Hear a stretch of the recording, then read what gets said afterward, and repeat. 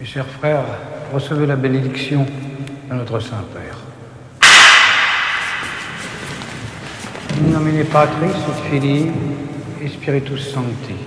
Amen. Prions Dieu qui nous accorde ici sa lumière. Oremus. Iudicame Domine.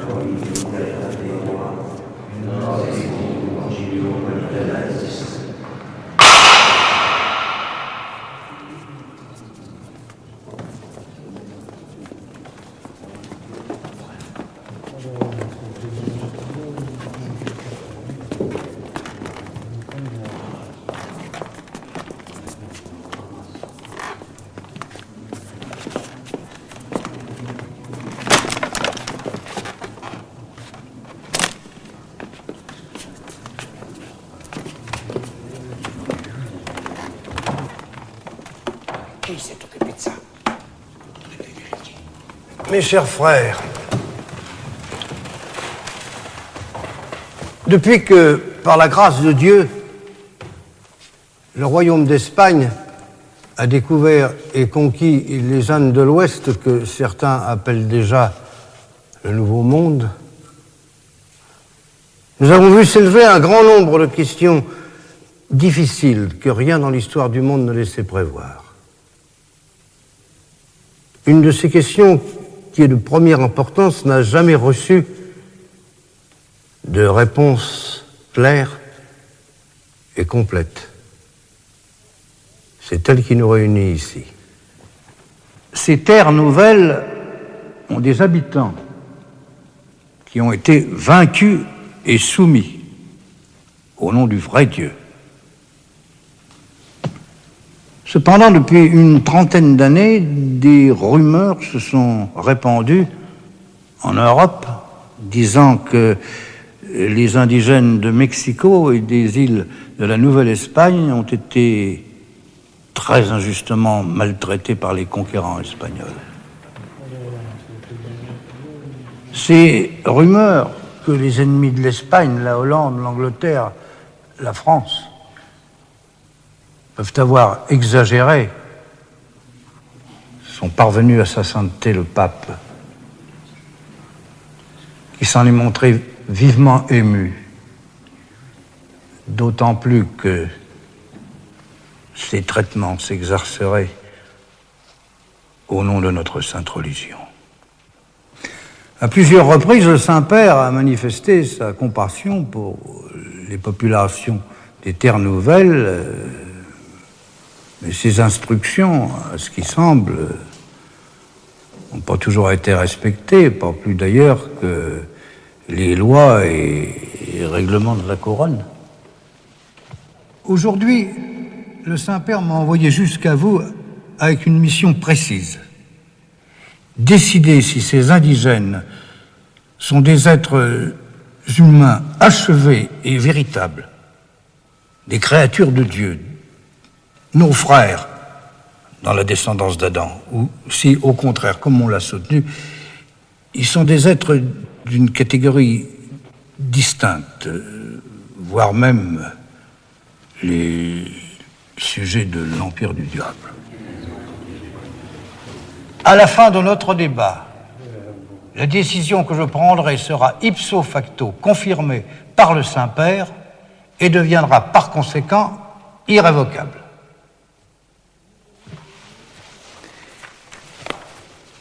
Nous avons réuni ici, à Valladolid, dans ce couvent où frère Gregorio a eu la bonté de nous accueillir, quelques témoins et participants, et tout d'abord le très illustre frère Bartolomé de las Casas, qui connaît bien les Terres Nouvelles et qui plusieurs fois prit la défense de ces indigènes. En face, nous avons Maître Sepúlveda lui-même. Ses œuvres philosophiques sont très bien connues. Son érudition et la pénétration de son esprit nous seront précieuses. Si parmi vous, quelqu'un désire parler, qu'il le fasse savoir, en levant la main. J'espère que Dieu nous assistera et que par sa grâce nous saurons garder toute conscience et dignité. Frère Bartholomé, vous avez la parole.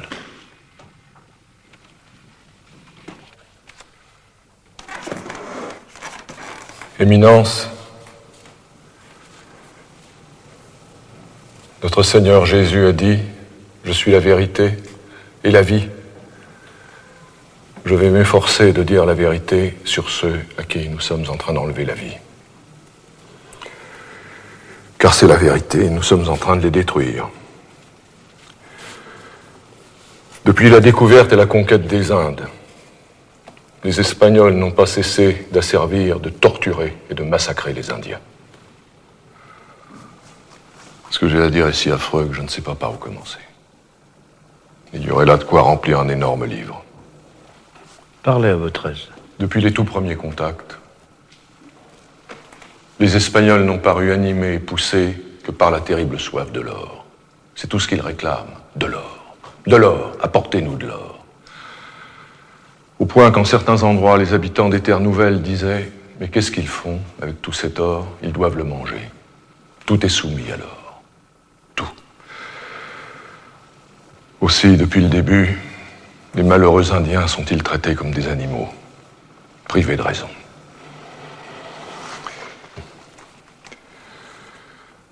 D'abord, on les marque comme esclaves au fer rouge du nom de leur propriétaire, au visage. Quand ils passent d'un propriétaire à l'autre, on les marque encore et encore. Ces marques s'accumulent sur leur visage, qui devient comme du vieux papier. Par la suite, on les achetait en masse dans des mines d'or et d'argent. Et là, ils meurent par milliers. Une effroyable puanteur se dégage de ces mines, qui sont pires que l'enfer, noires et humides. Les puits sont survolés par des troupes d'oiseaux charognards si innombrables qu'ils masquent le soleil. Vous parliez aussi de massacres. Oui. Éminence, c'est par millions qu'ils ont été exterminés. Oui, par millions, comme des bêtes à l'abattoir. Par quel procédé? Tout est bon.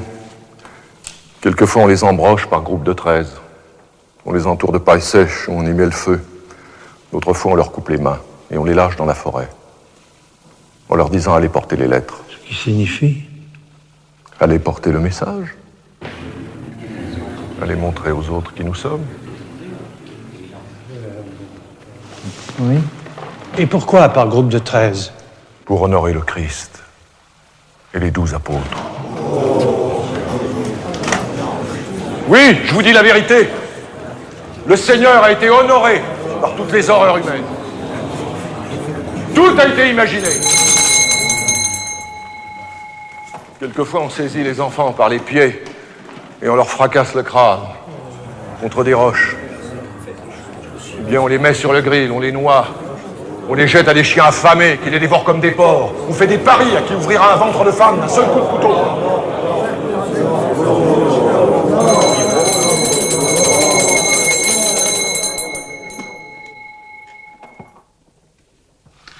Frère Bartholomé, vous nous parlez de la triste misère de la guerre qui est commune à tous les peuples. La guerre? Mais ici... Quelle guerre? Ces peuples ne nous faisaient pas la guerre. Ils venaient à nous tout souriants, le visage gai, curieux de nous connaître, chargés de fruits et de présents. Et nous leur avons apporté la mort. Au nom du Christ. Éminence, n'est-ce pas là un blasphème? La sainteté du lieu nous autorise à tout entendre. De toute manière, nous ne pouvons rien cacher à Dieu. Continuez. Tout ce que j'ai vu, je l'ai vu se faire au nom du Christ. J'ai vu des Espagnols prendre la graisse d'Indiens vivants pour panser leurs propres blessures. Vivants. Je l'ai vu. J'ai vu nos soldats leur couper le nez, les oreilles, la langue, les mains. Les seins des femmes et les verges des hommes, oui, les tailler, comme on taille un arbre pour s'amuser, pour se distraire. J'ai vu à Cuba, dans un lieu qui s'appelle Caonao, une troupe d'Espagnols faire halte dans le lit d'un torrent desséché. Là, ils aiguisèrent leurs épées sur des pierres, puis ils s'avancèrent vers un village et dirent « Tiens, si on essayait le tranchant de nos armes ?» Un premier Espagnol tira son épée, les autres en firent autant, et ils se mirent à éventrer à l'aveuglette tous les habitants qui étaient assis bien tranquilles. Tous massacrés, le sang ruisselait de partout. Vous étiez présent? J'étais le aumônier. Je courais comme un fou de tous côtés. C'était un spectacle d'horreur et d'épouvante. Et je l'ai vu. Une autre fois, Éminence, j'ai vu un soldat en riant planter sa dague dans le flanc d'un enfant, et cet enfant allait de ci de là en tenant à deux mains ses entrailles qui s'échappaient. Toujours à Cuba. On s'apprêtait à mettre à mort un de leurs chefs, un cacique, sans aucune raison. Il y a le bruit des vifs. Alors un moine s'approcha de l'homme pour lui parler un peu de notre foi. Il lui demanda s'il désirait aller au ciel où sont la gloire et le repos éternel, au lieu de souffrir en enfer. Le cacique lui dit « Est-ce que les chrétiens vont au ciel ?»« Oui, dit le moine.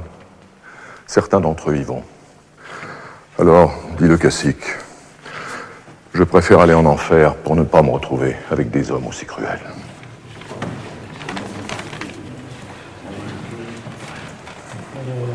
J'ai vu des cruautés si grandes qu'on n'oserait pas les imaginer. Aucune langue, aucun récit ne peut dire ce que j'ai vu.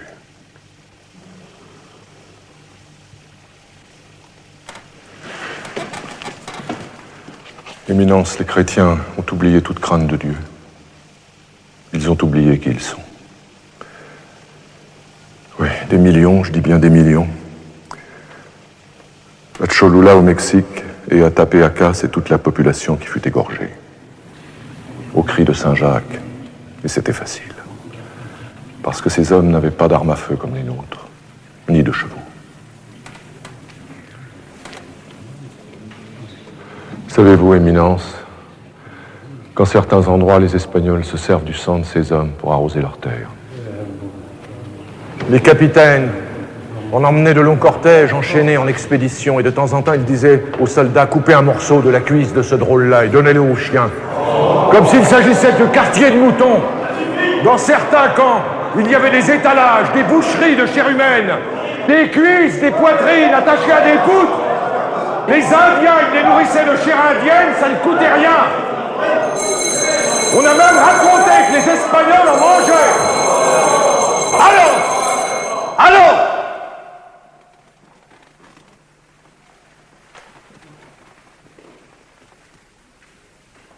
Il est dans la nature humaine, frère Bartholomé, de raconter beaucoup et de réfléchir peu. Je vous ai laissé parler, j'ai remarqué votre émotion, votre véhémence. J'ai bien écouté. Mais je vous rappelle que ce n'est pas cette question-là qui nous préoccupe. Nous ne devons pas décider sur la cruauté des Espagnols. Nous devons décider sur la nature et qualité de ces indigènes. Vous me comprenez? Oui, je vous comprends. C'est pourquoi je vous demande, vous qui les connaissez, comment sont-ils? Je suppose que nous n'allons pas retenir l'hypothèse de l'Empire du Diable. Bien. Je n'ai évoqué cette légende que pour mieux en montrer l'excès. Satan n'a pas de frontières dans ces États. Ça serait trop facile d'y mettre des barrières. Il est partout. Et tout d'abord en nous-mêmes. Alors comment sont-ils? Comme l'a dit Christophe Colomb lui-même, le premier qui les rencontra, je ne peux pas croire qu'il y ait au monde meilleurs hommes. C'est-à-dire? Ils sont beaux, Éminence, de belle allure. Ils sont pacifiques et doux, comme des brebis, sans convoitise du bien d'autrui, généreux, dépourvus d'artifice. Ils vous ont toujours fait bon accueil? Toujours. Sans duplicité, sans traîtrise? Avec la plus totale ingénuité. Ils sont incapables de mensonges. Je ne peux pas mieux dire, ils étaient comme l'image du paradis, avant la faute. Est-ce qu'ils vous paraissent intelligents? À coup sûr, ils le sont. De la même intelligence que nous? Ah, sans aucun doute. Pourtant, ils paraissent parfois très ignorants et très crédules. Ils ont été impressionnés par des présages.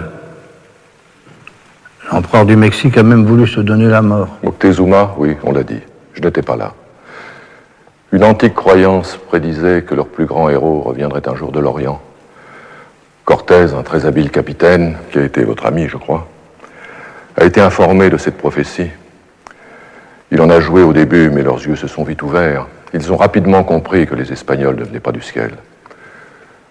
Quand Moctezuma vint à la rencontre de Cortés la première fois, chargé de cadeaux magnifiques, il lui dit « Je suis de chair et de sang, comme vous. » Ils sont capables de sentiments chrétiens? Assurément. Ils accueillent favorablement notre foi. Mais quelle image leur en donnons-nous? Que peuvent-ils penser d'un Dieu que les chrétiens qui les exterminent, tiennent pour juste et bon? Savez-vous ce qu'un homme un jour m'a confié? Dites-nous. Il m'a dit, oui, je me sens déjà un peu chrétien, parce que je sais déjà mentir un peu. Dites-nous maintenant, comment ont-ils réagi aux atrocités dont vous nous parlez? Éminence, je vous l'ai dit. Leur naturel est si doux et nous avons frappé si fort qu'ils n'ont jamais trouvé la force de nous résister. Alors ils sont allés vers le désespoir. Les mères ont tué leurs bébés pour qu'ils ne deviennent pas nos esclaves. On a vu grand nombre d'enfants naître morts à cause de certaines herbes que leur mère avait prises. Vous rappelez-vous, Éminence, la forte parole de l'Ecclésiaste? Laquelle? Elle fut un choc pour moi, quand par hasard un jour elle me tomba sous les yeux. Le pain des pauvres, c'est leur vie. Celui qui les en prive est un meurtrier. Eh bien, ces créatures en sont arrivées à ne plus aimer la vie. D'ailleurs, les hommes n'approchent plus de leurs femmes pour ne pas avoir de descendants. En plus, des maladies nouvelles les accablent, que nous leur avons apportées par le viol, le plus souvent. Oui, ils ont perdu tout désir de vivre. On voit tout un peuple immense qui agonise au nom du Christ. Il n'en restera bientôt plus un seul. Donc, selon vous, frère Bartholomé, ils sont les créatures de Dieu. Ils sont notre prochain. Ils ont été rachetés par le sang du Christ. Oui, Éminence, tout comme nous. Professeur, désirez-vous intervenir maintenant? S'il plaît à votre éminence.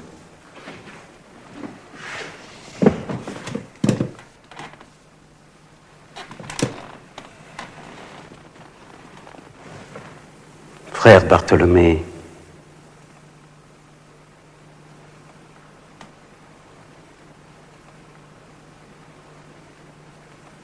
Tout jeune déjà, vous avez été attiré par le Nouveau Monde.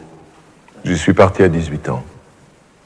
N'y avez-vous pas reçu des terres que vous avez administrées? Si, je les ai même bien gérées, je crois. Plus tard, après votre ordination, n'avez-vous pas chanté votre première messe dans le Nouveau Monde? Si. Devenu membre de l'Église, n'avez-vous pas tenté à plusieurs reprises de fonder une colonie, de réunir autour de vous des indigènes et des Espagnols, et de les faire travailler? J'ai essayé, à Cumaná en particulier. Vous étiez partisan d'une conquête pacifique. Vous vouliez établir le pays de la vraie paix. Plus tard, au Guatemala. N'est-il pas vrai qu'un échec sanglant s'ensuivit? À Cumaná, oui. Mes associés espagnols se sont révélés des loups enragés. Ne trouvez-vous pas étrange que la faute en revienne toujours aux Espagnols? Que voulez-vous dire? Étrange?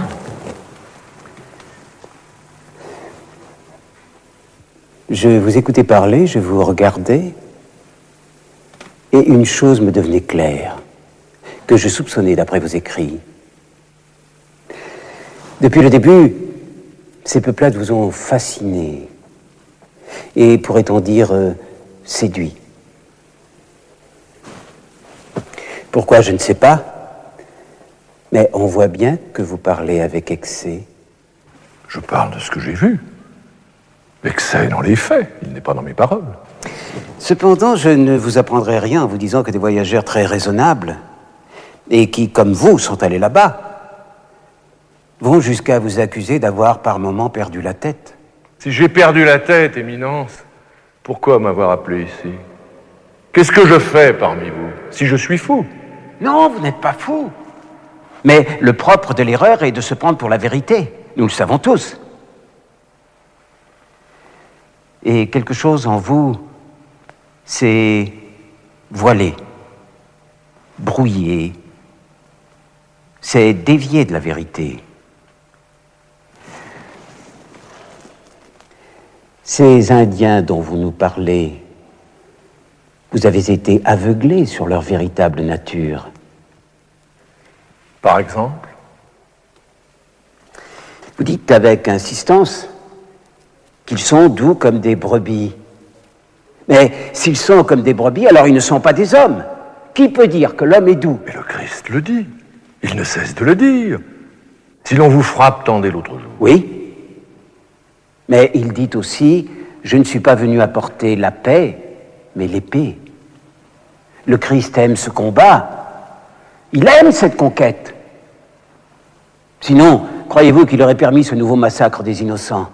Et pourquoi l'a-t-il permis, à votre avis? D'abord, les Indiens méritent leur sort, parce que leurs péchés et leur idolâtrie sont une offense constante à Dieu. Les guerres que nous menons contre eux sont justes. Mais de quel péché parlez-vous? Qui est brouillé ici? Qui est aveugle?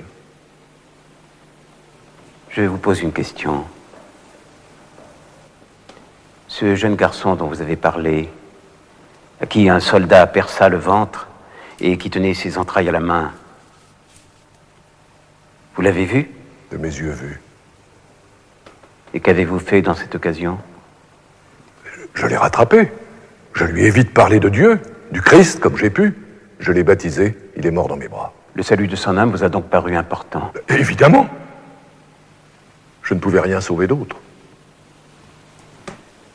Éminence, je retiendrai d'abord ce point-là, le salut de l'âme. Vous supposez donc qu'ils en ont une? Je reviendrai naturellement sur ce point. Auparavant, il me faut rappeler un certain nombre de faits que l'émotion de mon adversaire a pu masquer. Nous vous écoutons. Je pose d'abord la question générale. N'est-il pas établi, n'est-il pas parfaitement certain que tous les peuples de la Terre, sans exception, ont été créés pour être chrétiens un jour? Oui, cette vérité est établie. Et que nous devons tout faire pour les mener à la vraie foi? Ça ne peut se discuter. Tous les êtres humains, sans exception, sont prédestinés. Ils font tous partie du corps mystique du Christ, car la religion chrétienne est une voie universelle. La miséricorde divine a été accordée à tous les peuples pour qu'ils renoncent à l'infidélité. N'est-ce pas vrai? C'est véritablement vrai. Nos frères franciscains soutiennent même que le règne de Dieu sur terre est proche et que le bonheur céleste va bientôt se manifester. Oui. Dès que les derniers infidèles seront convertis, nous en sommes très convaincus. Notre victoire sur les morts fut une première preuve de la bonne grâce de Dieu. La facilité avec laquelle les nouvelles terres ont été conquises est un autre signe très clair. Et comment les Indiens pourraient-ils croire que nous agissons au nom de Dieu? Partout où nous allons, ils nous appellent Yarès, ce qui signifie démon. Pour eux, c'est nous qui venons de l'enfer et qui avons le diable pour maître. Vous le croyez? Frère Bartholomé, vous croyez très sincèrement que les Espagnols sont des démons? Oui, Éminence. Sur ces terres lointaines, quelque chose de démoniaque s'est emparé des conquérants. Ils sont devenus des démons, oui, je le crois. Des démons? Oui. Si bien que la foi que j'apporte apparaît comme travestie, comme déformée. Quel rapport à l'Évangile avec les bombardes? Comment puis-je prêcher? Au lieu de les convaincre, à cause du sang qui nous accompagne, nous contrecarrons le dessein de Dieu. Puisque vous dites que les indigènes sont nos semblables, ils sont donc aussi des démons? Pardonnez-moi, Éminence, je ne peux recevoir cet argument, il est mal articulé. Redressez-le. De part et d'autre, ils sont des hommes, mais la soif de l'or transforme les nôtres en démons. Continuez, professeur.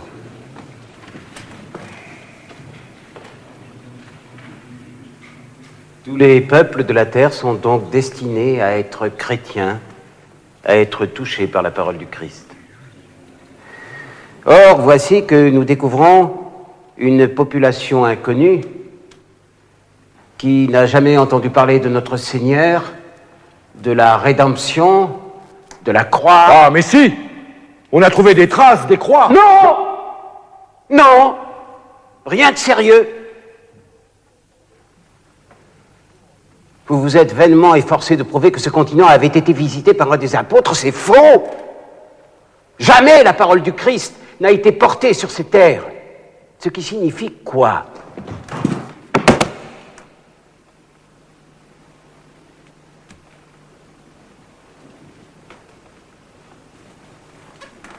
Ce qui signifie qu'il ne s'agit pas de créatures reconnues par Dieu. Et je vais le prouver. D'abord, comme on l'a dit, par l'extrême facilité de l'action. 300 Espagnols soumettent un empire fort de 20 millions d'habitants. Et on n'y verrait pas la main de Dieu. Aucun exploit, dans aucun temps, n'a pu se comparer à cette conquête. Même la maladie était de notre côté. L'épidémie de petite vérole fut le travail de Dieu pour éclaircir la route. Les idolâtres mouraient comme des punaises, car Dieu désirait les éliminer. Aujourd'hui, forcés de détruire leur temple à Mexico, ils tombent chaque jour, nombreux, broyés sous les pierres. Comment ne pas y voir une punition divine? De même pour les mines.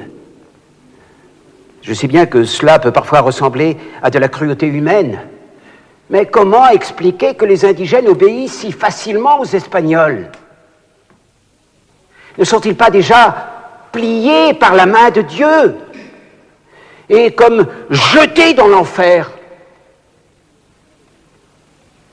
On a dit aussi que dans les mines, ils meurent victimes de leur libertinage, de leurs pratiques sodomites. Non mais qu'est-ce que j'entends? Leur libertinage dans les mines, mais je dors ou je suis éveillé. Frère Bartholomé, Éminence, est-ce que je dois rire ou pleurer, qu'on me le dise? taisez-vous en tout cas. Me taire? Mais je ne le peux pas.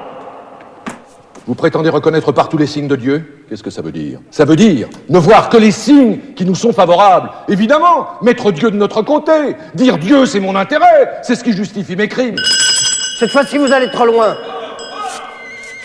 Personne ici ne peut douter du choix de Dieu.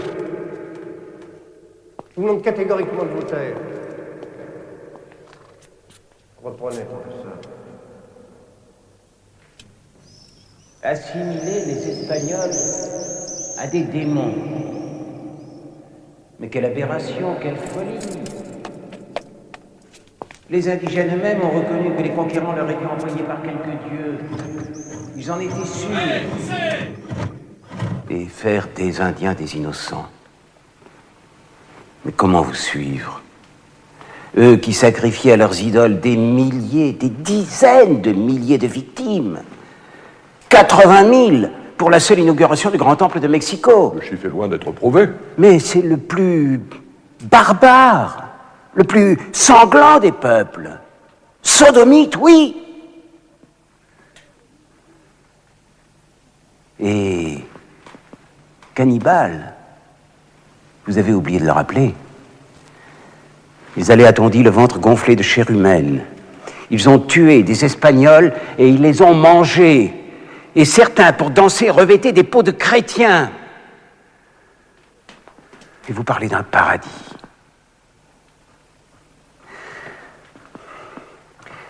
Vous dites qu'ils ne savent pas mentir. Mais ils vous ont trompé. Continuellement. Dès qu'un peuple sait parler, il sait mentir. Ces Indiens sont des sauvages féroces. Non seulement il est juste, mais il est nécessaire de soumettre leur corps à l'esclavage et leur esprit à la vraie religion.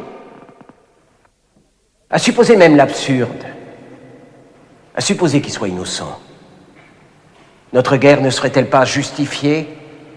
Une guerre menée pour protéger des innocents contre des chefs tyranniques? Des chefs qui mettaient à mort leurs hommes pour les dévorer? Professeur, je le répète, nous ne sommes pas là pour parler de la guerre. Ces conquêtes sont choses du passé. Nous sommes ici pour décider de la nature des Indiens. S'ils ont une âme semblable à la nôtre, s'ils peuvent prétendre à la vie éternelle.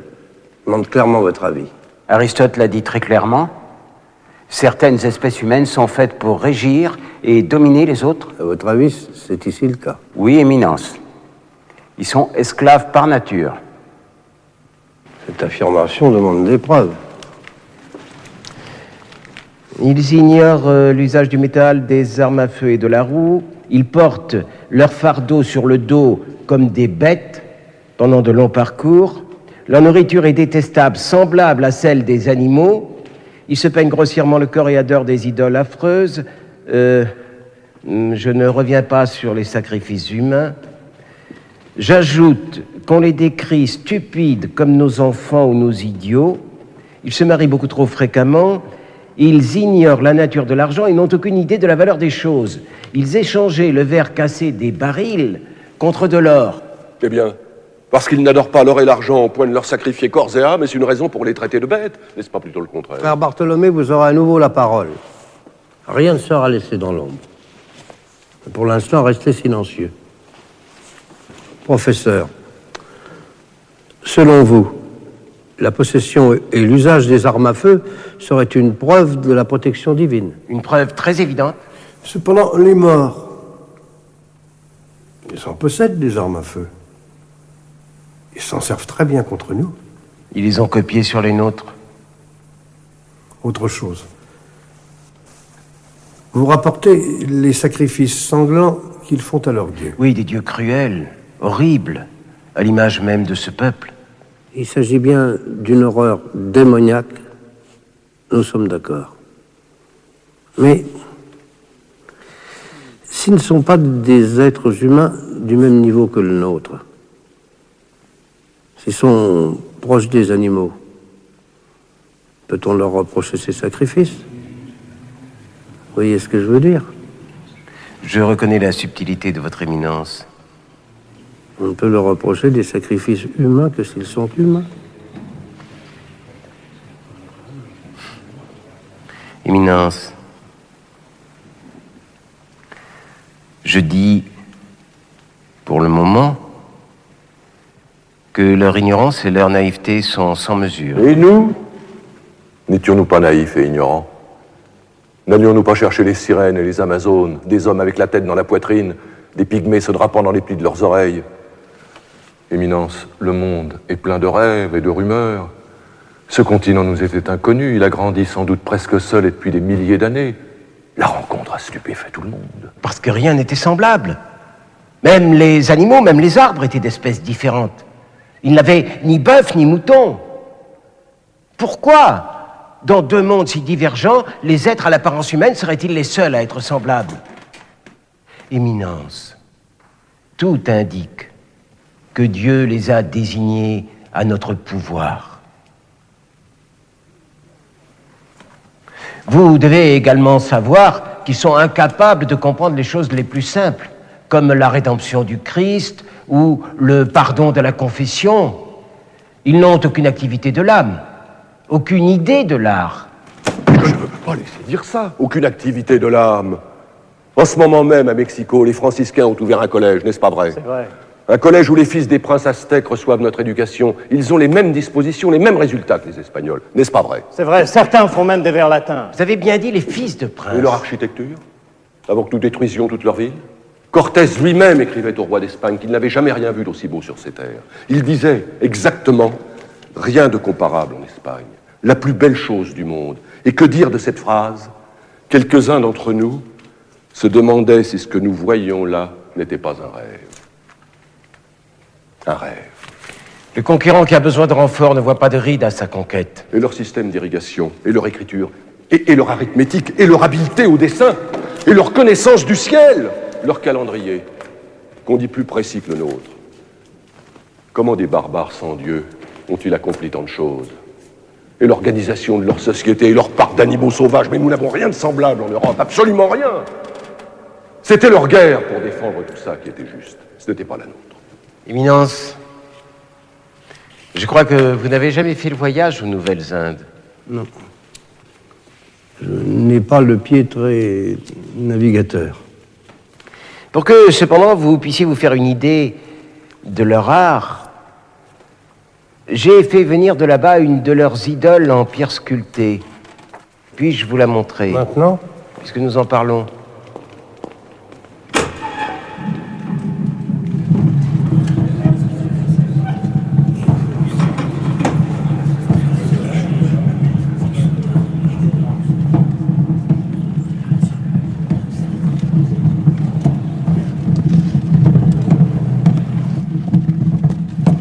Arrêtez. Enlevez la bâche.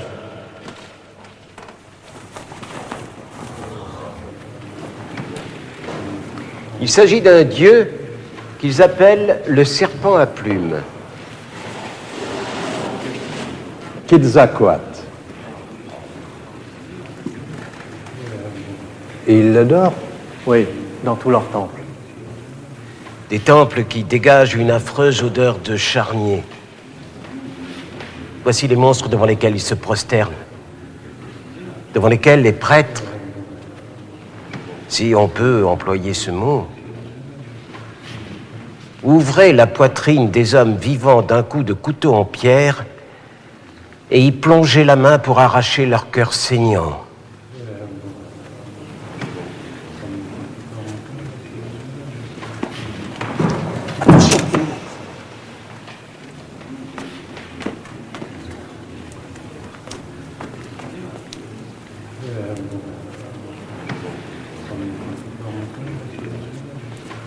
C'est en effet très laid. C'est affreux.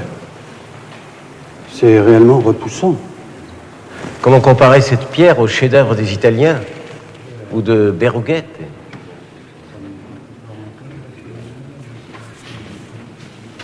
Et ils tiennent ceci pour de la belle sculpture. Éminence, ceci n'est qu'un exemple, un fragment. Il faudrait voir l'ensemble.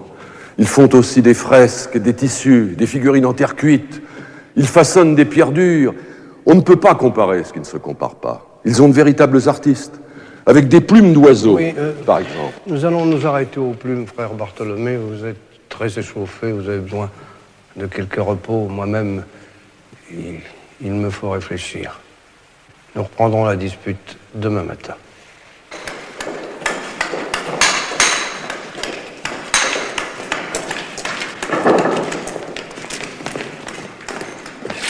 Qu'est-ce que vous faites là? Qu'est-ce que vous faites là? Arrêtez-vous! Arrêtez-vous! Arrêtez! Arrêtez-vous! Arrêtez! Et que faites-vous dans ce monastère? Nous venons des terres nouvelles du Mexique, nous vivons là-bas. Nous avons entendu parler de ce débat, de cette rencontre. Vous avez des fermes là-bas? Vous les exploitez? Oui, Éminence. Des mines aussi. Oui, quelques mines. Vous en arrivez directement? Nous avons débarqué il y a 3 jours. Venez me voir après complis. Mais qu'est-ce que ça fait là, ça? Qu'est-ce que c'est? Ce n'est rien, c'est à moi. Ne vous occupez pas de ça.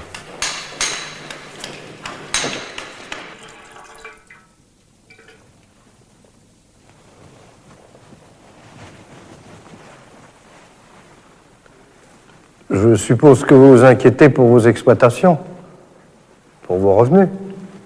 C'est pour ça que vous êtes ici. C'est normal. C'est humain. Si Dieu a placé de l'or dans la terre, c'est bien pour que nous le trouvions et que nous l'utilisions. Mais n'allez pas croire que Rome ne soit pas informée de ce qui se passe. Nous avons envoyé des émissaires secrets. Nous avons leur rapport précis. Éminence, notre situation n'est pas facile. Il a fallu faire de gros efforts pour mettre la terre en culture. Le pays est rude et hostile.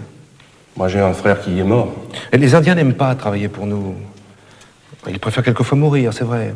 Mais la vie d'un homme n'est rien pour eux, alors. On dirait qu'ils se tuent pour passer le temps. Je suis pas sûr que quand on est mort, le temps passe plus vite. Nous faisons tout ce que nous pouvons pour eux. Nous les soignons, nous leur montrons nos outils, nous leur apprenons la langue. Mais naturellement, on s'inquiète. Si nos conditions doivent changer, si ce qu'on nous a dit n'est plus vrai. Vous êtes de bons chrétiens? Certainement, Éminence. Vous vous confessez, vous recevez la communion? Chaque semaine, Éminence. Nous aurons bientôt un évêque dans notre province. Alors faites confiance à l'Église. Elle est notre mère à tous. Elle ne fait rien à la légère et quoi qu'elle décide, elle a raison, elle a toujours raison. Par conséquent, vous devez montrer votre obéissance. Retirez-vous. Demain, si vous le désirez, vous pourrez assister à la controverse. N'est-ce pas un peu imprudent? Dieu parle par toutes les voies. Voulez-vous autre chose? Non, c'est très bien. Bonne nuit. Dormez en paix, Éminence.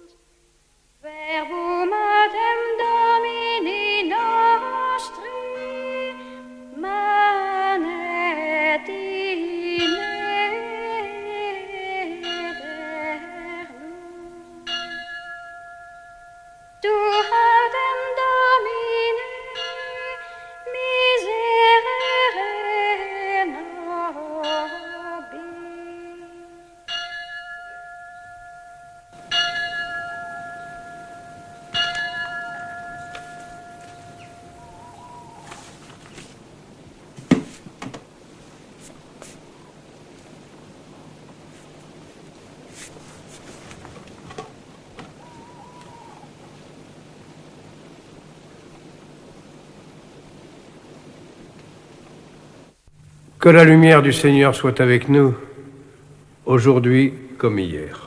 Amen.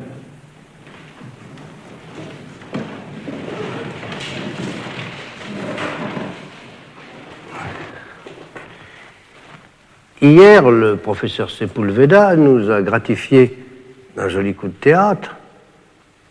En produisant son serpent à plumes, il a obtenu son effet. Aujourd'hui, c'est à mon tour de vous présenter ma surprise.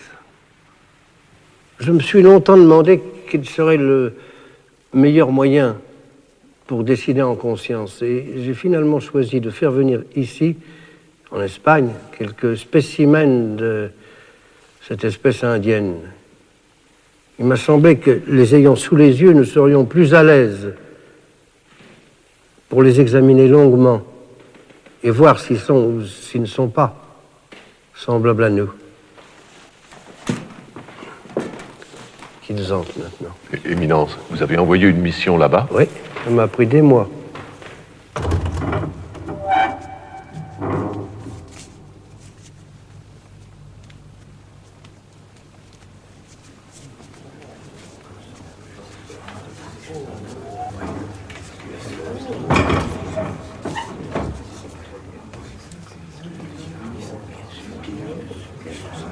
Apparemment, nous avons ici un homme seul qui est en Espagne d'ailleurs depuis quelque temps. Il s'agit d'une espèce d'acrobate, je crois. Et puis une famille, le père, la mère, un enfant. Leur nom est trop compliqué, je ne peux pas le lire. D'ailleurs, ça n'a pas d'importance. Ils arrivent de Mexico. Nous allons les examiner sans partialité. Frère Emiliano, qui a appris leur langue, pourra nous servir d'interprète. Pour éviter de perdre du temps, j'ai demandé un rapport à des médecins sur leur constitution physique qui est en tout point semblable à la nôtre, à une différence près. Les hommes n'ont pas de barbe et presque pas de poils sur le corps. Est-ce que cela nous donne une indication? Je me le suis demandé. Mais j'ai rien trouvé dans les Écritures qui disent qu'un homme créé par Dieu à son image doit nécessairement posséder une barbe. Quelqu'un se souviendra-t-il d'une phrase? Je voudrais aussi bien établir un point. Est-il sûr que leurs femelles peuvent être fécondées par les Espagnols? Oui, c'est bien sûr. C'est bien sûr. Le cas s'est produit? Souvent, Éminence, des milliers de femmes ont été violées. Et fécondées? Assurément, beaucoup d'entre elles. Je vous pose cette question parce qu'on a raconté que des femelles de chimpanzés en Afrique avaient été engrossées par des Portugais. Renseignement pris, ce n'était qu'invention pure. Vous confirmez le fait? Oui, oui, Éminence, ça ne fait aucun doute. Les enfants qui naissent de ces unions sont viables et bien formés? Sauf exception, oui, Éminence. Je vous remercie. Avant toute autre chose, Éminence, ces hommes et cette femme ont froid. Ils viennent d'un pays plus chaud que le nôtre et ils sont sensibles au froid, tout comme nous. Regardez-les, ils tremblent. Ils sont malades. D'ailleurs, la plupart de ceux qu'on a transférés en Espagne sont morts, ce qui permet de dire qu'ils étaient plus faibles que nous et que la main de Dieu les frappait. Des couvertures? Macamo, chez Mama Utican. Vous aussi, vous parlez leur langue? À peine une centaine de mots. Ceux-là, vous les connaissez? Non, Éminence. D'après leurs vêtements, quelle place tenaient-ils dans leur société? C'est difficile à dire, ils ont mis leurs vêtements de fête. D'ailleurs, de plus en plus, ils s'habillent comme nous. Parce qu'ils préfèrent nos habits? Parce qu'on les y force. Allez près d'eux. Demandez-leur qui ils sont. À celui-ci surtout. Oui, celui-là. Voilà. Si certains désirent les examiner de plus près, libre à eux.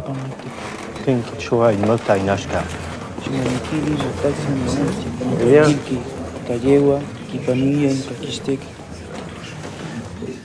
il dit être le fils d'un employé au registre de l'empereur.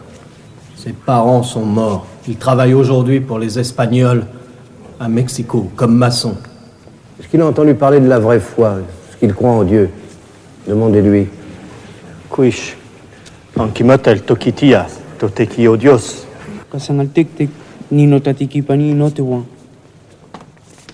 Éminence, il dit qu'il reste fidèle au Dieu de ses ancêtres.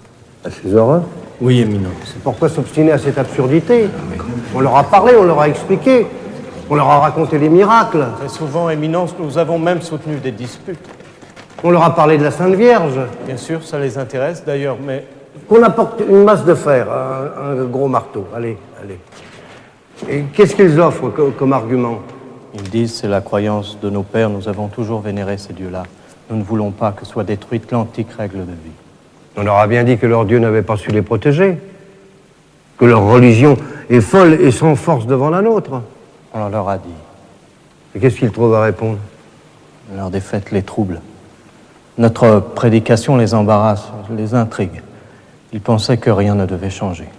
Ils disent la parole des dieux est devenue obscure, nous ne la comprenons plus. Oui, nos dieux ont choisi le silence. Qui viendra pour nous redonner la parole? Ils demandent aussi, plus rien ne sera comme autrefois. Devons-nous disparaître à jamais? Ils sont donc très entêtés à ne pas voir la vérité. Mais non, beaucoup sont déjà convertis. Les rapports que j'ai demandés de mon côté mettent ces conversions en doute. Et frère Emiliano Mais cet lui-même... attachement à leur croyance est tout naturel. Tous les peuples sont ainsi. Tous les peuples sont attachés à leur pensée. Éminence. Ils sont curieux de nous, je l'ai dit. Ils nous regardent comme nous les regardons. Ils nous écoutent, ils nous comprennent. Beaucoup d'entre eux nous suivent, mais ils ont vécu seuls pendant très longtemps, coupés de tout. Un instant. Oui? Je voudrais dire à frère Bartholomé une chose très simple. Dites-la simplement. De deux choses l'une et une seulement. Ou bien ils sont pareils à nous. Dieu les a créés à son image et rédemptés par le sang de son Fils. Et dans ce cas, ils n'ont aucune raison de refuser la vérité. Ou bien, ils sont d'une autre espèce. Quel est votre sentiment sincère, professeur? Qu'ils sont d'une autre catégorie. Et nés pour être dominés. Comme la forme domine la matière, comme l'âme domine le corps, comme l'homme domine l'animal, comme l'époux domine l'épouse, et le père l'enfant. C'est un ordre naturel, établi pour le bien de tous. Celui qui est né esclave, s'il reste sans maître, il est perdu. Il se laisse effacer de la terre. Tout cela n'est qu'un jeu de paroles. Nous mangeons du sophisme ici. On ne peut pas décider de leur nature avec des finesses de logiciens. Je comprends que la logique vous gêne, car vous parlez sans cesse dans la contradiction. Vous répétez qu'ils sont doux et humbles, et que les Espagnols sont des monstres cruels, et vous dites en même temps qu'ils sont pareils à nous. Nous voyons qu'ils refusent notre foi. Mais si le Christ le voulait, ils seraient tous chrétiens, n'est-ce pas vrai? N'est-ce pas vrai? Le fait qu'ils rejettent l'Évangile est bien la preuve de cette méchanceté que je dis. Ils sont placés par naissance hors de l'effet de la grâce divine. Ils ne rejettent pas le Christ, c'est le Christ qui ne veut pas d'eux dans son royaume. Ouvrez-les. Ouvrez-les. Vous. Oui, vous. Approchez. Frappez sur leur idole. Et observons leur réaction. Allez, frappez! Vous n'avez pas peur tout de même? Frappez, ils ont l'habitude.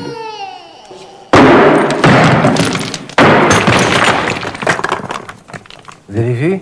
Il a failli intervenir. Oui, mais sa femme l'a retenu. Qu'est-ce que ça prouve? Ça prouve qu'ils sont capables de penser, de peser le pour et le contre. Ils sont sensibles à la douleur? À la douleur, vous ne voudriez tout de même pas essayer ici, dans un monastère? Oui, ils souffrent. Je puis vous assurer qu'ils souffrent comme ils se plaignent quand on les frappe. Oui, mais la douleur morale. La tristesse de vie. Est-ce qu'ils peuvent être mélancoliques? Mais oui, je vous l'ai dit, et nous leur donnons toutes les raisons d'être tristes. Est-ce qu'ils souffrent d'être loin de leur terre? Est-ce que leur Dieu se manifeste? Est-ce qu'ils ont l'idée d'un châtiment dans l'éternité? Oui, ils ont une sorte d'enfer. Est-ce qu'ils ont un paradis? Oui, ils vivent après la mort et ils ont la notion de l'âme. parfait. Est-ce qu'ils croient au pardon des péchés? Est-ce qu'ils croient à la résurrection de la terre? Ils honorent leur mort? Est-ce qu'ils se souviennent des choses du passé? Est-ce qu'ils croient dans la Sainte Trinité? Est-ce qu'ils ont de l'amour pour leur Dieu? Est-ce qu'ils croient en l'Immaculée Conception? Est-ce qu'ils pratiquent la prière? Est-ce qu'ils croient au purgatoire? Est-ce qu'ils croient au Saint-Sacrement? Est-ce qu'ils Est-ce qu'ils croient au jugement dernier? Vous, oui, vous, là, venez. Approchez-vous d'eux. Saisissez l'enfant. Saisissez l'enfant et menacez-le, comme pour le tuer. Nous verrons bien. Aou, nameu, aklinta motiki. Non! Ne leur parlez pas, ne leur dites rien! Écartez-vous! Et vous, arrachez l'enfant! Menacez-le! Allez! Non, Éminence, ne faites pas ça!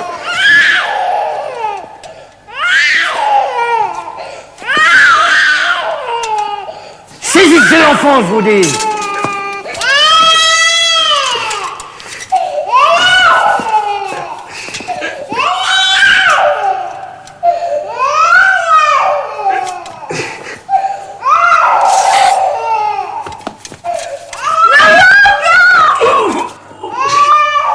C'est fini maintenant, arrêtez, arrêtez. Remettez votre flamme au fourreau. Et parlez-leur maintenant, rassurez-les. Dites-leur que c'était une erreur, c'est un jeu, ce que vous voudrez. Éminence, nous devons arrêter cet examen, c'est un exercice cruel et inutile. Ils ont le même cœur que nous, vous le voyez bien. Les animaux aussi défendent leurs petits. Surtout les femelles, c'est une loi de la nature. Les deux mâles n'ont pas montré grande bravoure. L'un d'eux n'a même pas esquissé le moindre geste. Ce n'est pas son enfant. Précisément. Ils n'ont aucune fraternité, aucun lien social. Ils se conduisent chacun pour soi, comme des barbares dans une forêt jamais pénétrée. Mais celui-là est déjà corrompu. Il a connu le vin. On lui a appris à mendier de l'argent, à mentir, à nous sourire, à tout propos, à courber les chines. Les autres sont égarés. Ils ne peuvent pas comprendre où ils sont, ni ce que nous voulons savoir. Vous dites bien, ils ne peuvent pas comprendre. Imaginez-vous, vous, dans un édifice inconnu, soumis à un jugement étrange, au milieu de prêtres emplumés dont la parole vous échappe, vous pourriez comprendre ce qui vous arrive? Vous pourriez comprendre que d'autres hommes sont en train de juger si oui ou non vous êtes un homme. Puis, si souvent les Espagnols les ont accueillis avec le sourire pour ensuite leur passer leur épée à travers le corps. Mon Dieu, si souvent.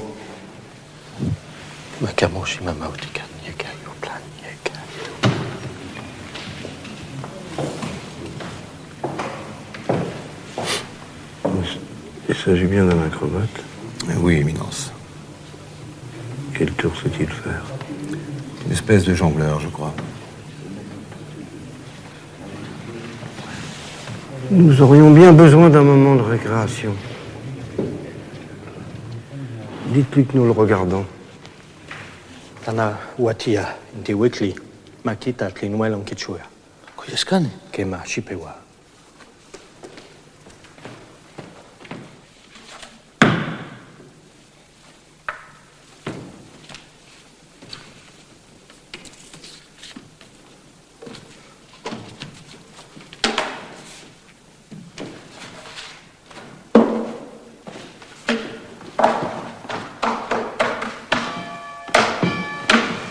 Ils sont habiles avec leurs pieds comme les singes.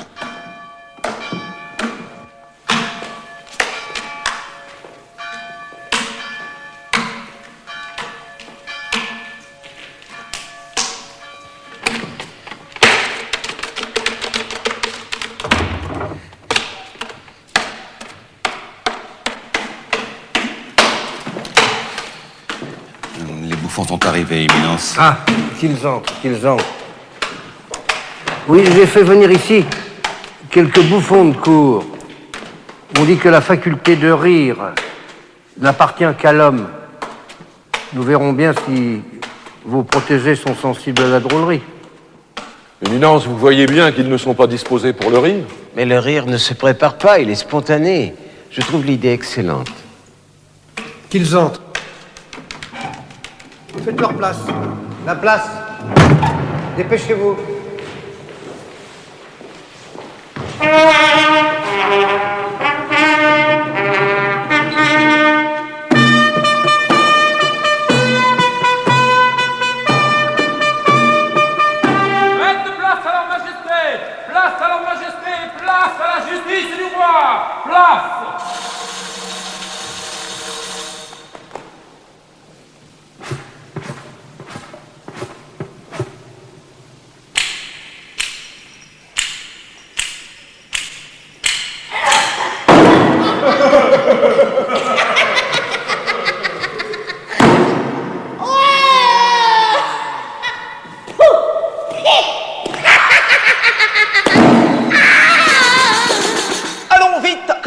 apportent le siège à leur majesté.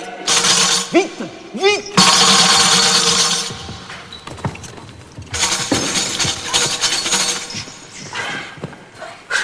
Amenez le premier voleur.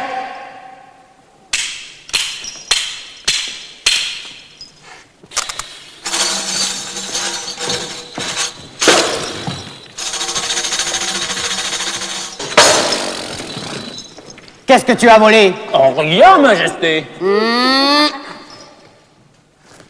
Tu as forcément volé quelque chose. Non. Sinon, tu ne serais pas un voleur. Qu'est-ce que tu as volé? Qu'est-ce que tu as volé? Majesté, pitié. Un petit moment. Je l'ai frappé. Je dois me confesser.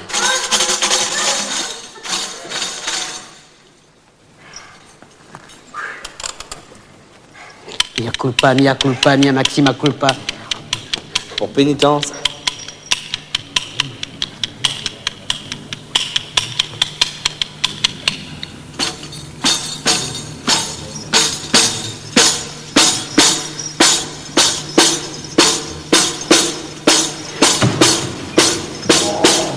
Éminence, je vous prie d'arrêter cette mascarade.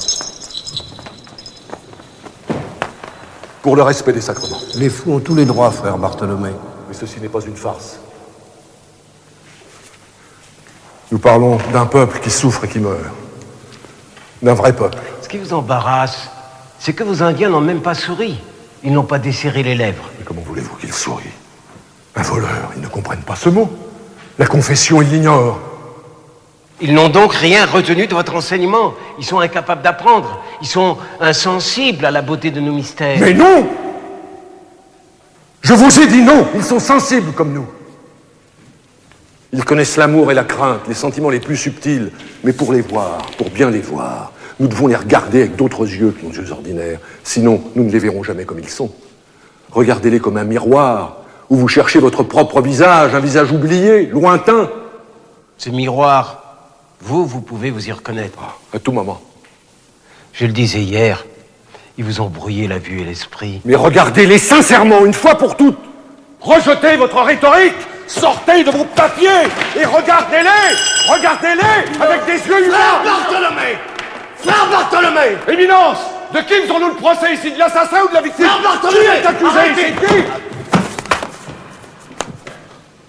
Voyez, ils ont ri. Cette fois, ils ont ri. Je vous demande pardon, Éminence, mais cette fois, ils ont bel et bien ri. Qui les a vus rire? Qui d'autre? Oui, je les ai vus, ils ont ri. Ils ont ri, c'est vrai. Ils ont ri, c'est vrai. Oui, ils ont ri. Posez-leur la question, demandez-leur s'ils ont ri.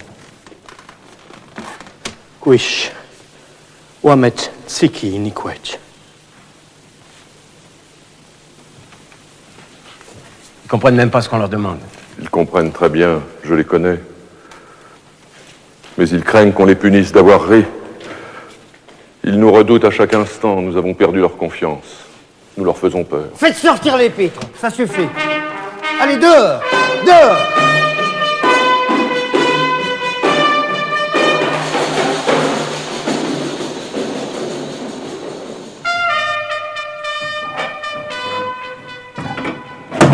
Le temps nous est compté maintenant. Je dois prendre une décision cet après-midi avant de retourner à Rome. Frère Bartholomé, essayez de tout nous redire en quelques phrases. Ne revenez pas sur les massacres. Qu'ils soient des hommes comme moi, je n'en peux pas douter. Car ils sont mes frères indiens, et je me reconnais en eux. Moi, je n'ai préparé aucun coup de théâtre. Mais quand je les vois, quand je les regarde, j'entends le cri de tant de sang versé, et toutes ces questions sur tant de lèvres. Pourquoi vous m'assassinez? Pourquoi vous me brûlez avec mes temples, avec mes livres? Pourquoi vous percez mes enfants?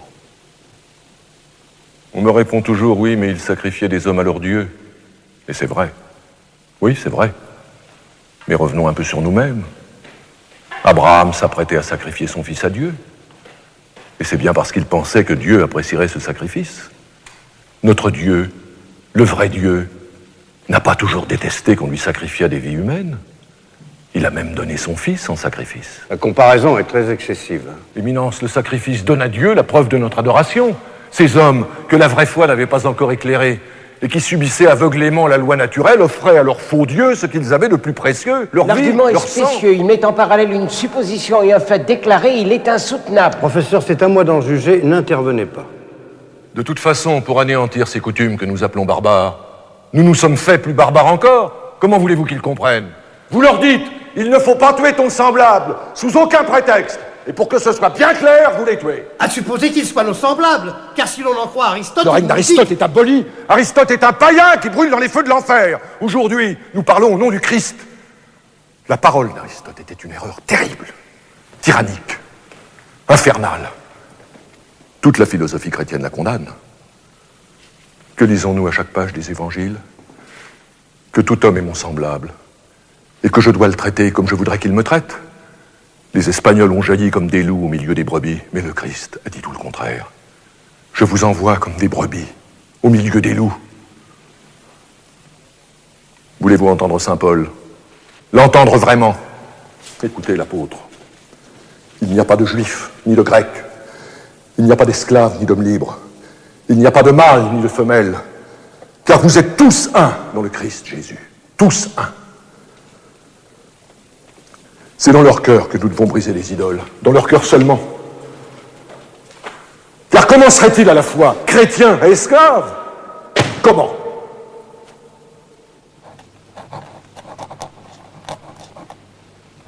Que proposez-vous, frère Bartholomé?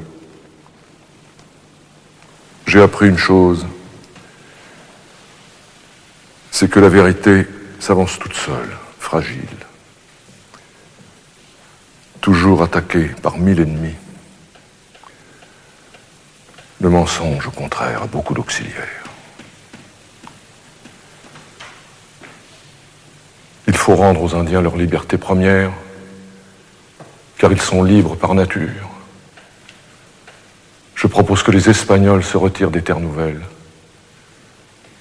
Sinon, l'Espagne sera maudite et durement frappée par Dieu. Non. C'est précisément le contraire. Comment ça, le contraire? On tressera des louanges à l'Espagne pour avoir débarrassé la terre d'une espèce sanguinaire et maudite, d'en avoir amené certains au vrai Dieu, de leur avoir appris tout ce que nous savons. Et surtout, on reconnaîtra nos efforts pour faire apparaître la vérité.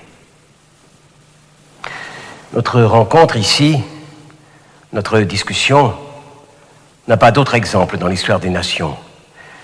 Elle sera tout à la gloire de l'Espagne. Vous le pensez vraiment? Oui, je le crois. Je le crois fermement.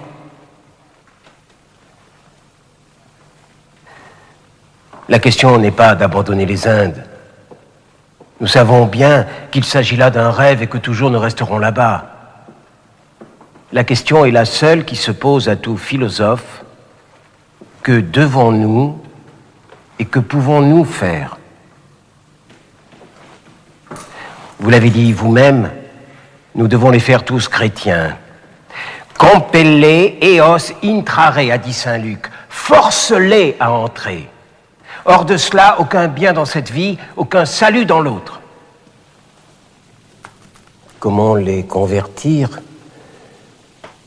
En combien de temps? À quel prix? C'est la seconde partie de la question, et sur ce point, frère Bartholomé, nous différons. Vous dites, chrétien et esclave, non, les deux termes s'excluent l'un l'autre. Et je dis, moi, pourquoi pas?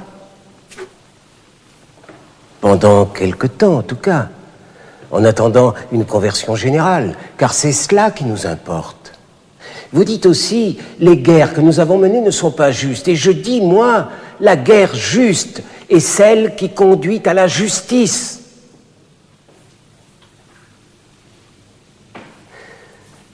Quel est le bien suprême?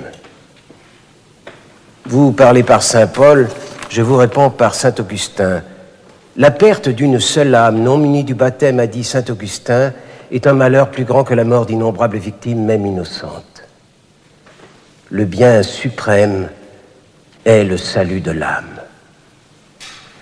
Voilà pourquoi nous tenons si ardemment à les convertir, parce que sans cela, leur âme est perdue, et que rien en ce monde ou dans l'autre n'est plus précieux que leur âme. Vous admettez donc qu'ils ont une âme?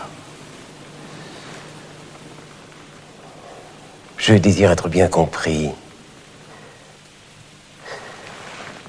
Je dis qu'ils n'ont pas une âme comme la nôtre, de même qualité, il s'en faut de beaucoup, et que nous n'avons aucune raison de les traiter comme nous-mêmes.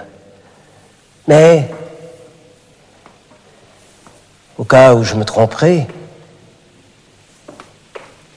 ce que je reconnais possible, au cas où Aristote se tromperait, si leur âme est semblable à la nôtre, alors je dis qu'elle est la perle la plus précieuse de la création et qu'à tout prix nous devons la sauver.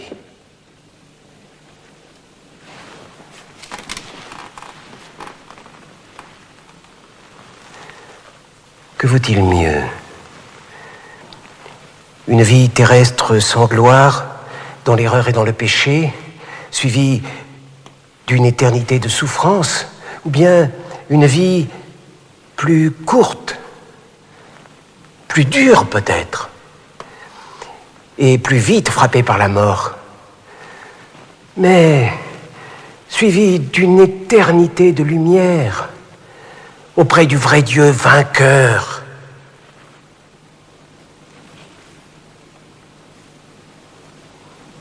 Est-il quelqu'un ici qui ne connaisse pas la juste réponse?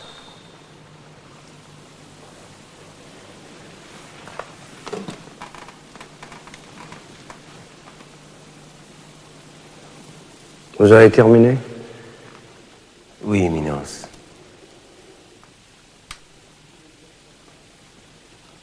Qui désire encore parler? Vous, peut-être? Non, tout a été dit, il me semble. Personne. Je peux dire quelque chose? Mais approchez certainement. Moi, je parle pas très bien, j'ai pas appris. Mais ce que j'ai à dire, tout le monde ici doit le savoir. Nous vous écoutons. Nous sommes venus, mon ami et moi, pour parler de notre installation là-bas, de notre vie. Il faut travailler avec eux, on n'a pas le choix. Mais ils sont sales. Et paresseux, ils sont voleurs, ils n'ont pas de parole. Et pourquoi devraient-ils s'échiner pour vous? Frère Bartholomé, vous avez assez parlé, écoutez les autres. Il faut en tout cas savoir une chose. Si on doit les payer, les traiter comme des chrétiens, leur accorder des lois, nous occuper d'eux, ça va coûter beaucoup d'argent, beaucoup. C'est peut-être pas l'endroit pour parler d'argent ici, mais... Allez, continuez. Et cet argent, il faudra le soustraire des revenus de la couronne, et aussi des revenus de l'Église. Et ça, c'est sûr, on ne pourra pas faire autrement. Il fallait quand même que je le dise. Dans quelle proportion? Oh, dans des proportions énormes, énormes. C'est tout le système qu'il faudra changer de fond en comble. Il faudra même que l'Espagne et l'Église envoient de l'argent là-bas, au lieu de recevoir. Hein? C'est sûr. Beaucoup d'argent.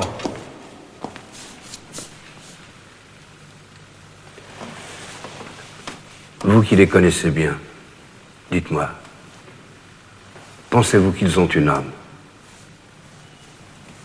Moi, l'âme, je sais pas. Hein. Ce que je sais, c'est que les miens refusent de croire au miracle du Christ. Il faudrait que je fasse des miracles, moi, comme je peux pas.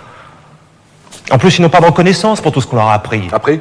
Et appris quoi? La torture, la vérole? Frère Bartholomé, une fois de plus. On leur a pas appris la torture, ils savaient déjà. On leur a donné des outils, des habits, des livres. Et puis, autrefois, ils étaient esclaves. Et nous, on les a libérés. Mais cette liberté, ils n'y sont pas habitués. Ils en abusent. Ils s'enfuient, ils se cachent pour pas travailler. Alors ils sont faibles de corps et meurent de maladies légères. Si en plus il faut les payer, autant renoncer aux Indes. au bénéfice du commerce aussi bien qu'au salut de leur âme. Ça, il fallait quand même le dire. Vous ne parlez pas si mal que ça. Je parle franchement, Éminence.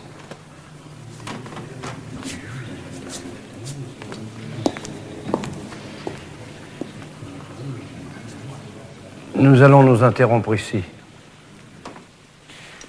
Je donnerai ma décision cet après-midi.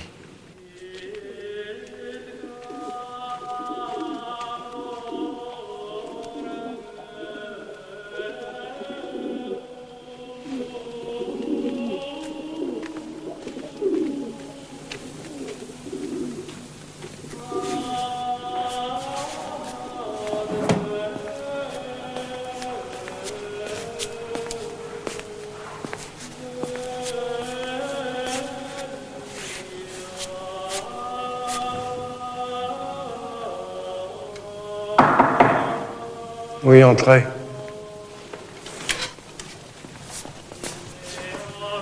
Éminence, une lettre du roi.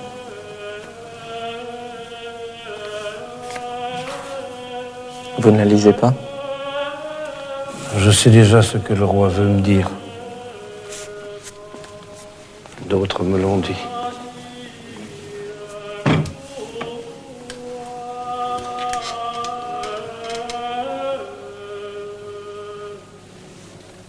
Ma décision est prise. Comme je l'ai dit, elle sera confirmée par sa sainteté et par l'Église tout entière. Les habitants des terres nouvelles, qu'on appelle les Indes, sont bien nés d'Adam et d'Ève comme nous. Ils jouissent comme nous d'un esprit et d'une âme immortelle. Ils ont été rachetés par le sang du Christ. Ils sont par conséquent notre prochain. Ils doivent être traités avec la plus grande humanité et justice, car ils sont des hommes véritables. Cette décision sera rendue publique et proclamée dans toutes les églises de l'Ancien et du Nouveau Monde. Éminence, pardonnez-moi. Bien sûr, je respecte votre choix. Mais avez-vous réellement examiné toute l'importance de ces paroles? Me soupçonnez-vous de légèreté? Non, à coup sûr. Mais vous devez savoir que vous condamnez à la ruine tous les établissements espagnols. Professeur, est-ce que je vous donne un instant l'impression de ne pas avoir réfléchi? Certes, non. Croyez-vous que je n'ai pas mesuré ma charge? Que je n'ai pas prié pendant les nuits entières? Croyez-vous que je ne me rende pas compte de tout ce que j'engage, qui ne sera plus jamais comme avant? Croyez-vous un instant que Dieu ait pu m'abandonner au moment de choisir parmi ses créatures? Non, Éminence. On commettrait cependant une grande erreur en pensant que l'Église ne tient aucun compte des intérêts légitimes de ses membres. Nous sommes en effet très sensibles aux coups portés à la colonisation. Il existe peut-être une solution que je voudrais rappeler. S'il est clair que les Indiens sont nos frères en Jésus-Christ, doués d'une âme raisonnable, comme nous, en revanche, il est sûr aussi que les habitants des contrées africaines sont bien plus proches de l'animal. Ces habitants sont noirs, très frustes. Ils ignorent toute forme d'art et d'écriture. Ils n'ont construit que quelques huttes. Toute leur activité est physique, c'est certain. Et depuis l'époque de Rome, ils ont toujours été soumis et domestiqués. Les Africains ont déjà fait la traversée. Oui, Éminence, depuis les premiers temps de la conquête. Ils s'adaptent vite au climat. Ils sont même assez résistants. Qui les expédie? Les Portugais surtout, les capturent et les vendent, très cher d'ailleurs. Je ne peux évidemment que le suggérer, mais pourquoi ne pas les ramasser vous-même en quantité suffisante? Vous auriez assurément une main-d'œuvre robuste et encore moins dispendieuse. Je suppose qu'en Afrique, ça se trouve facilement. Leurs rois eux-mêmes les vendent. L'Église ne s'opposerait pas à ce genre d'expédition? Pourquoi voulez-vous qu'elle s'y oppose? Est-ce que le roi d'Espagne s'y oppose? Éminence, cela risque de devenir très rapidement un grand commerce et de conduire à tous les abus.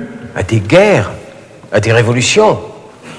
À vous entendre, frère Bartholomé, rien ne peut être pire que ce qui déjà se pratique. Vous-même, il me semble, vous avez eu un esclave noir. Pendant peu de temps, et jamais je ne l'ai tenu pour un esclave. Vous étiez satisfait de son service? Très satisfait. N'avez-vous pas dit vous-même, si je me souviens bien, que c'était une très bonne solution et que vous la recommandiez? Je l'ai dit, oui, hélas, dans ma jeunesse et pour épargner les Indiens. Mais, Éminence, j'ai changé, comme nous changeons tous. Aujourd'hui, j'ai honte de mes paroles. Et je dis au contraire... Bon, c'est très bien, c'est très bien. Que les Africains sont des hommes comme les autres, des fils d'Adam, et que ce serait là commettre un péché mortel. On ne va pas recommencer. Nous ne sommes pas ici pour ça. C'est très bien. Nous ajouterons un codicile. Il préparera une rédaction. Au nom de sa sainteté, je vous remercie de votre aide. Rendons grâce à Dieu d'avoir été parmi nous jusqu'au dernier moment. In nomine Patris et Filii et Spiritus Sancti. Amen.